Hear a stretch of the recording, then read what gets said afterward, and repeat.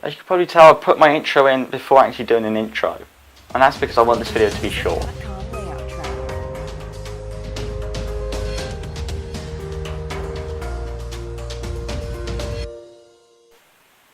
So, the M1 Garand, the best rifle in US history, in my opinion. Now, John C. Garand was at competition with another fellow. Can't remember his name, but it probably something Joston. So, John C. Garand presented his rifle to the American soldiers, well, the American army, and they were like, this is really good. So they adopted it in, and it became one of the most produced rifles of the US faction. And this, of course, was the M1 Garand.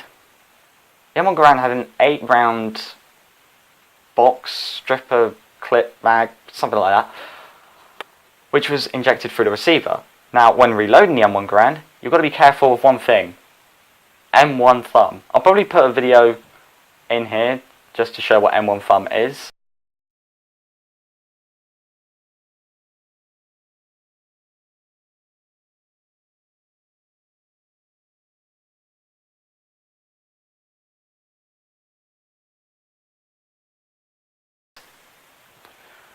But anyway, the M1 Garand was a gas-operated semi-automatic 8-round rifle. It was incredibly reliable, and it can be matched. One shot to the upper torso and head, and you're done.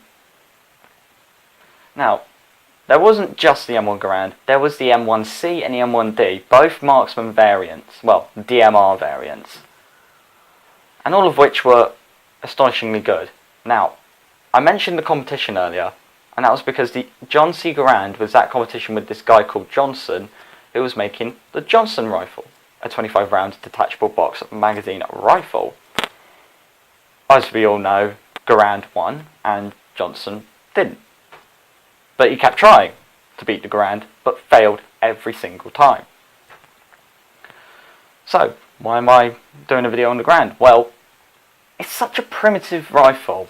It led to the Japs making a semi-auto rifle, it led to the M14, it led to the M14 EBR, it led to every US semi-auto rifle in the 20th century. If there was no M1 Garand, there would be no semi-auto rifles.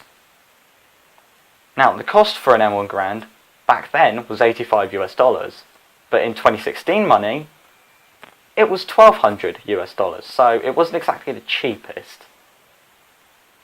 But over 5 million rifles were produced.